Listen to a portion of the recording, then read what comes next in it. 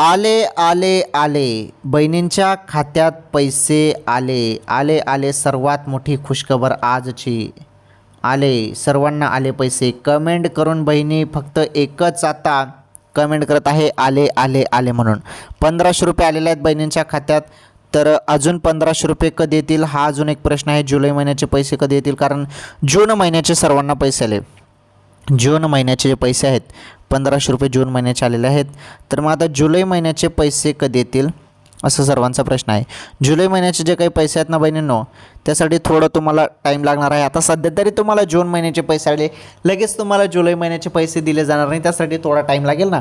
लगेच कुठे पैसे येतील कारण आता तुम्हाला जून महिन्याचे पैसे आले त्यामुळे थोडी वाट बघा.